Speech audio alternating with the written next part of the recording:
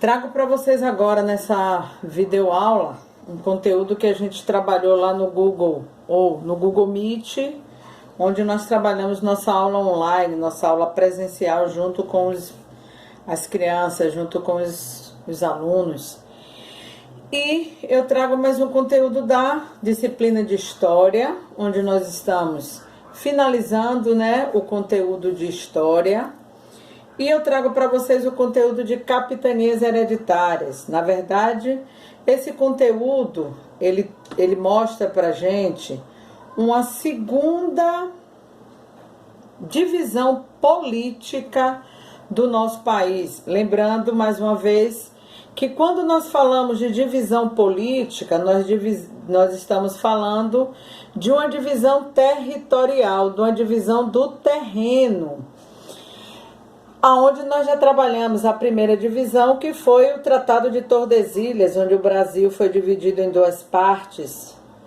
Parte oeste, dado para o país da Espanha tomar conta, e o lado leste, que fica do lado do Oceano Atlântico, onde o lado leste ficou sob posse do país de Portugal, sobre o domínio português. E hoje eu trago as capitanias hereditárias. Só que, na verdade, como já foi dito, o Portugal, ele descobriu o Brasil. O Tratado de Tordesilhas foi em 1494. Portugal descobriu o Brasil em 1500, 6 anos depois do acordo da Bula Papal, em 1494. E ele toma posse dessa terra. Só que, como já foi dito, página 150 do livro de português, nos primeiros anos, depois da chegada dos portugueses ao Brasil, os portugueses não se interessaram logo pela terra, pois a sua preocupação maior estava voltada para os grandes lucros proporcionados pelo comércio oriental, que é o que eu trago aqui para vocês. Qual era esse comércio? O que Portugal comercializava das Índias, que eram as especiarias. Essas especiarias eram trabalhadas com marfim, com tecidos, e eles também trabalhavam com esse material que eu trago para vocês aqui nessa imagem, onde eles traziam das Índias a noz moscada, a canela em pau, o cravo, aqui também a canela em pau, a noz moscada. Eles também se interessavam muito pelo gengibre, aqui do lado, pela pimenta. Essas especiarias, como já foram estudados, eles eram especiarias que serviam para a conservação dos alimentos, já que naquela época não se fazia o desfruto, de ter uma geladeira. E essas especiarias era algo muito bem comercializado no comércio europeu. E os portugueses davam uma grande importância para eles, e, no entanto, eles não estavam interessados na terra do Brasil, que, a princípio, a coisa que mais interessou ele foi o pau-brasil. Voltando para a leitura da página 150. Aí ele diz o seguinte: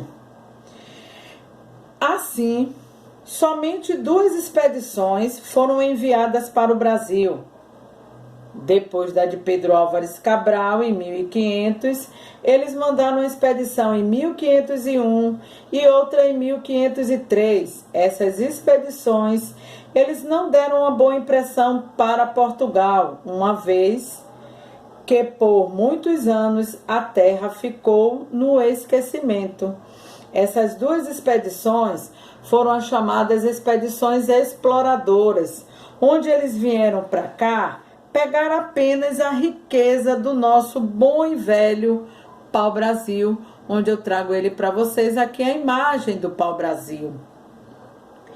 E ele tinha essa riqueza. Aqui é uma imagem do pau-brasil, que era a nossa riqueza no ano de 1500, 1501, 1503 e por muitos anos, ao qual abriram os olhos da inveja de outros países, como os franceses, que vieram para cá contrabandear essa madeira, ao qual eu trago também outra imagem, onde focaliza direitinho a coloração dela, né? Avermelhada, essa coloração, esse corante era extraído, produzido uma tinta, que na Europa eles já conheciam essa árvore. Lá na Europa ela é uma árvore bem cara, pois eles pegavam esse corante para pintar tecidos na produção têxteis. E esses tecidos ficavam bem mais caros com essa coloração. E aí eu trouxe para vocês algumas informações sobre o nosso bom e velho pau-brasil.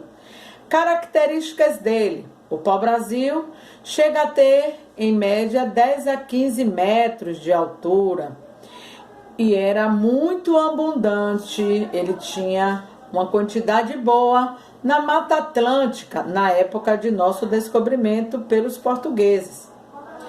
O pau-brasil ele possui um tronco reto e relativamente fino, com uma coloração cinza escura.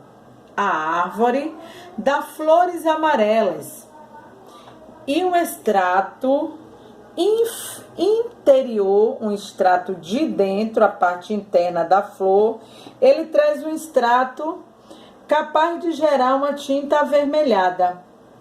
Como é que se deu o nome dessa árvore e com a nova nomenclatura, o novo nome dele? Antigamente, ele se chamava Ibirapitanga, que em Tupi-Guarani significa Ibirá, significa árvore, e pitanga representava o vermelho. Quando os colonizadores descobriram nosso país, eles se referiram à árvore como chamado bércio, que na língua portuguesa significava brasa na época. Aos poucos, ela acabou sendo chamada de pau-brasil, mas também ela é conhecida como pau-vermelho, o pau de Pernambuco, arabutã, ibirapitã, muirapiranga, orabutã, pau rosado e pau de tinta. Esse é o nome dado ao nosso pau-brasil, ao qual o nome se destacou dentro da nossa história e deu o nome do nosso país, que até hoje aí está. Data nacional.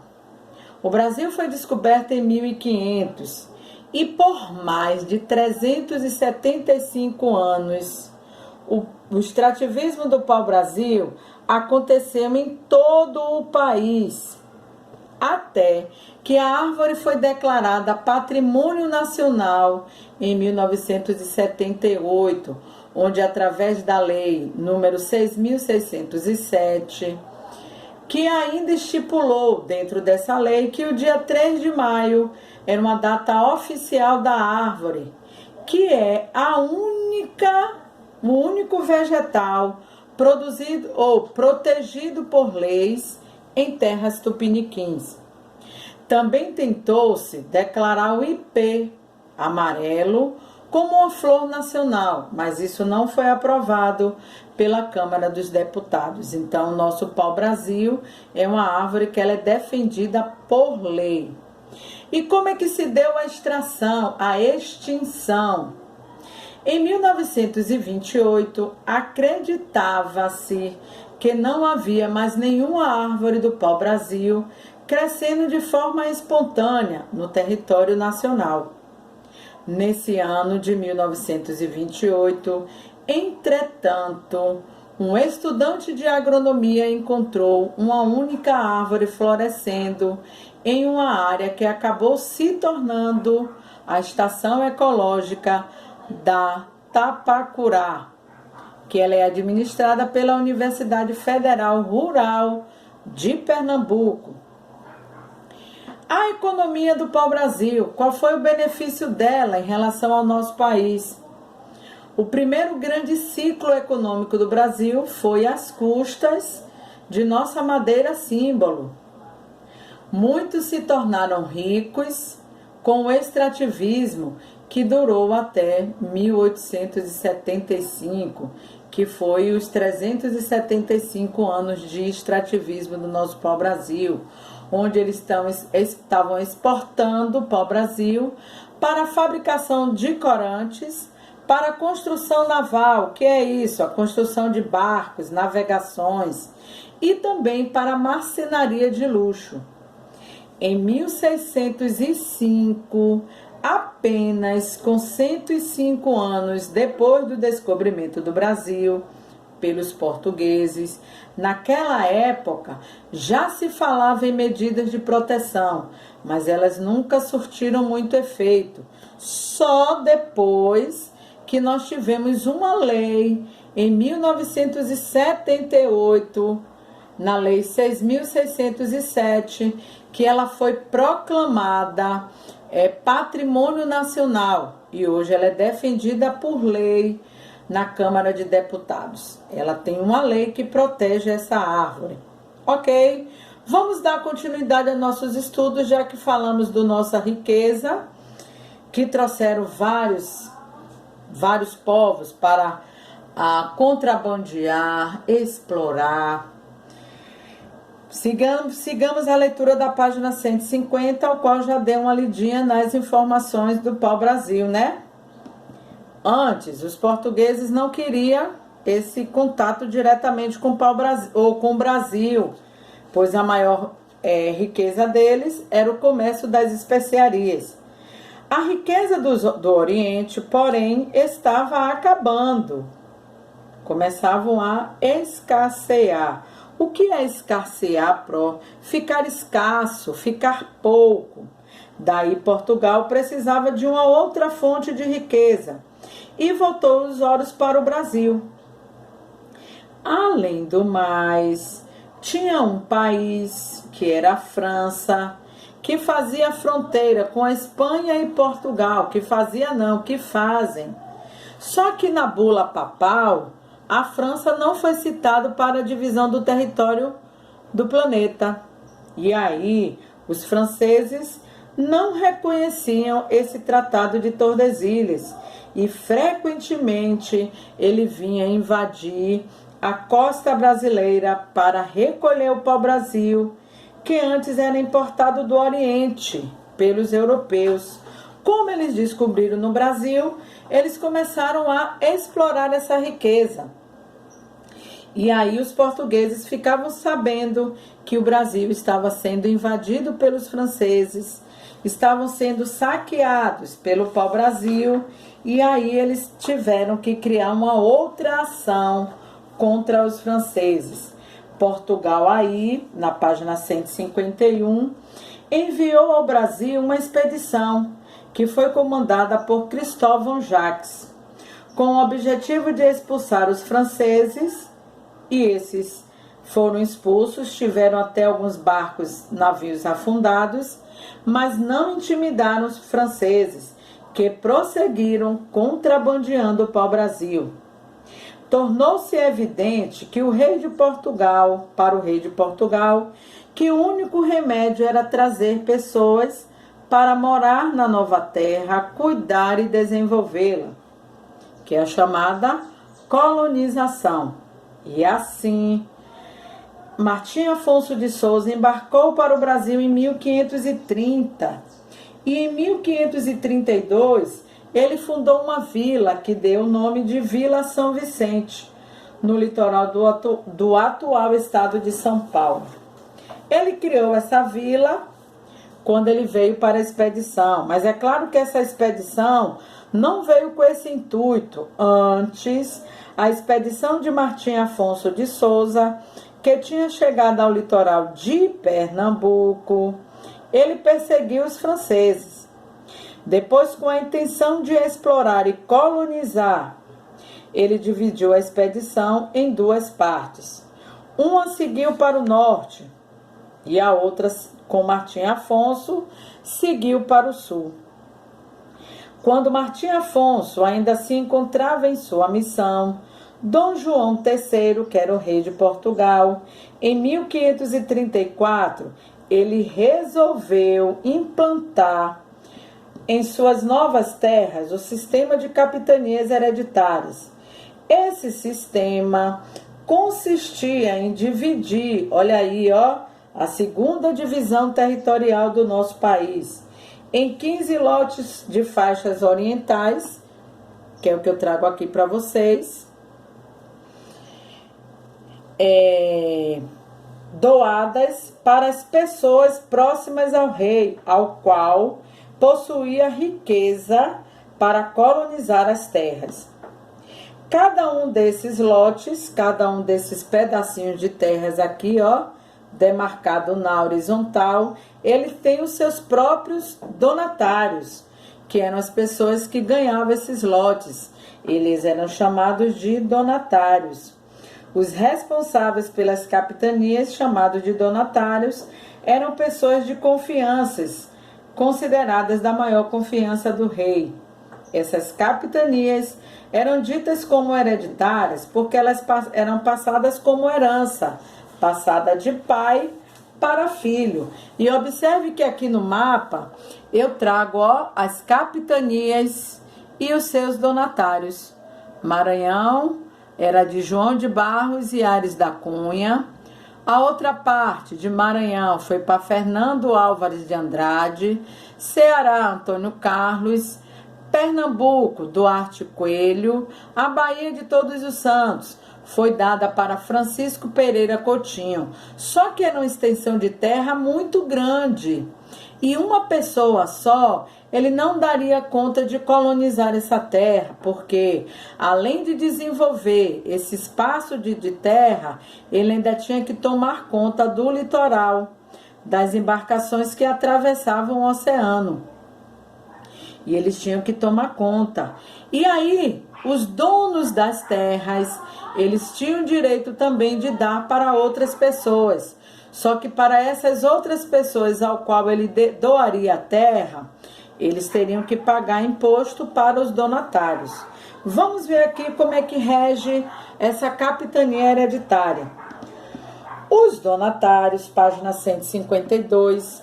Os donatários, ele tinha a responsabilidade de desenvolver as terras com os seus próprios recursos financeiros. Eles também possuíam muitos direitos, tais como cobrar impostos para quem ele doou a terra, exercer a justiça, que era ditada, estabelecidas pelo rei, e eles também podiam receber parte de tributos da exploração da terra e também doar a terra para quem quisesse cultivá-las. Aí essas pessoas que recebessem essas terras para ajudar no cultivo, também tinham que pagar imposto para os donatários. E os deveres dos donatários? Eles tinham que defender a capitania, desenvolvê-las, morar nelas e pagar imposto ao rei. Só que esse sistema, infelizmente, ele não teve sucesso. E aí, dentro das capitanias, ele tinha o cultivo da cana-de-açúcar, que nós iremos falar dele daqui a pouco. Vamos falar das dificuldades do sistema das capitanias. Quais foram as dificuldades que eles sofreram? Eles sofreram a falta de recurso financeiro dos donatários, o dinheiro estava acabando. A distância que existia entre Brasil e Portugal, que distância é essa? Um oceano Atlântico para atravessar. Eles sofriam ataques frequentes dos índios que não aceitavam ser escravo da terra, já que eles eram donos da terra.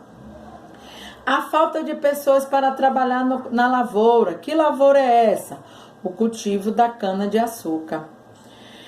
E também o grande problema era o tamanho da terra de cada capitania.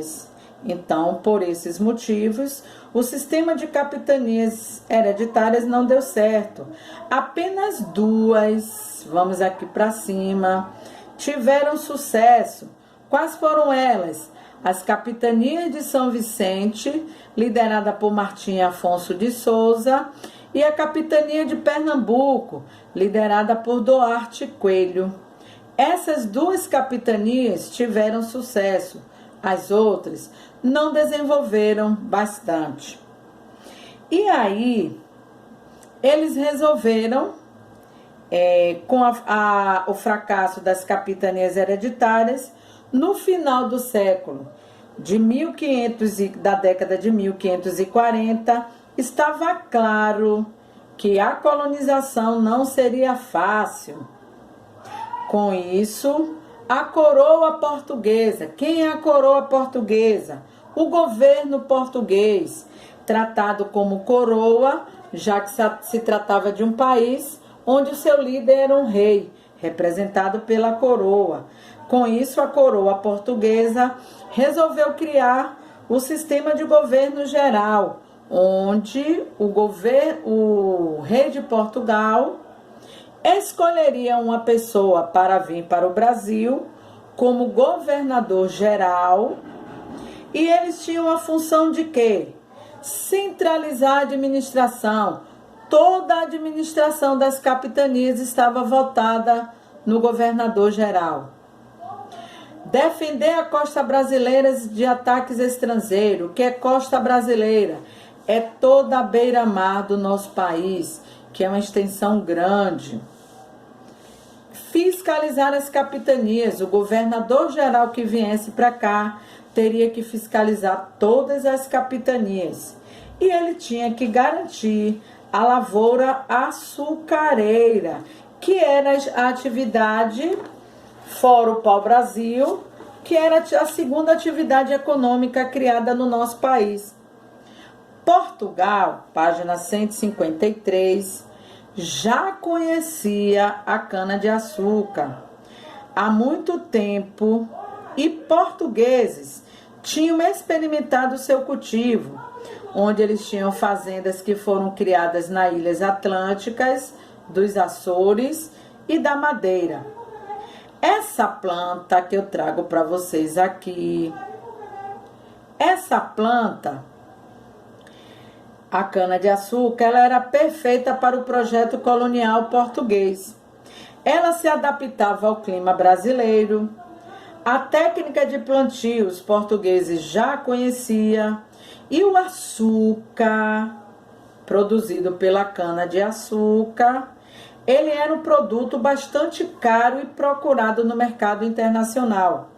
Daí, no Brasil, produzido pelo solo massapê, eles construíram o seu território, a sua colonização, onde aqui no centro ficava a Casa Grande, a Casa Grande, onde moravam os portugueses. Logo abaixo, tinha a senzala, onde os escravos dormiam. Aqui tinha a roça. É claro que isso é só um modelo, para vocês verem como é que funcionava a dinâmica do engenho, né, da Casa Grande. E aqui tinha a roça. Logo aqui em cima, escritinho aqui, é o canavial. Era onde eles plantavam a produção da cana-de-açúcar. Essa cana-de-açúcar era trazida para aqui, na moenda, onde essa moenda iria triturar a cana-de-açúcar para a produção do açúcar. Vamos lá, leitura ainda continuada na página 153, o último parágrafo. O açúcar definiu a colônia brasileira a partir das necessidades da lavoura. Criou-se o sistema colonial, o plantio da cana-de-açúcar, aqui no canavial, a produção do açúcar, eram feitos em grandes extensões de terras, com a mão de obra escrava abundante e toda direcionada para a exportação.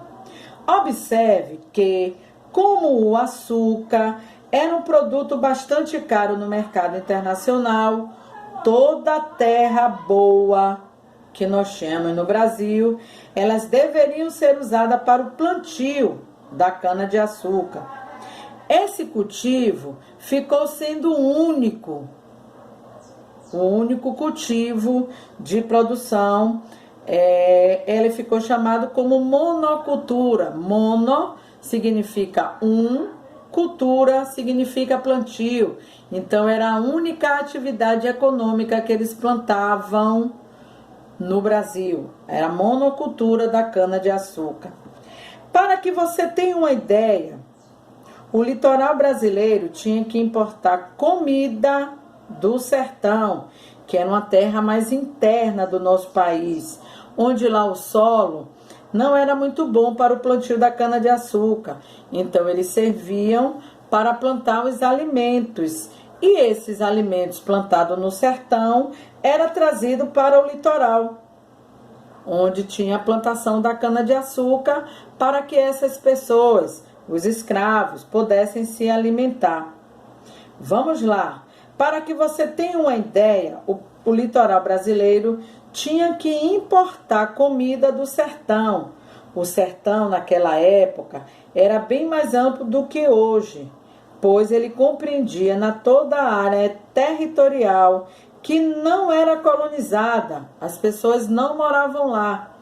Eles eram dedicados apenas para a plantação de alimentação, pois quase nada era produzido no Brasil, além do açúcar. Por isso que ele leva o nome de monocultura. Então eu trouxe para vocês hoje a importância da cana-de-açúcar do nosso país, a segunda divisão territorial do nosso país. Eu trago aqui, o engenho, onde a cana-de-açúcar era moída e produzido o açúcar. E essa aqui foi a nossa segunda atividade econômica do nosso país. Também trouxe para vocês a segunda divisão política do nosso país, onde o Brasil foi dividido em 15 pedaços de terras na horizontal, onde cada pedacinho de terra tinha um donatário. Esse donatário poderia, como herança, dar para o seu filho. Por isso que ele chamou-se de capitanias hereditárias. Tudo ok? Um beijão. Bom estudo para vocês.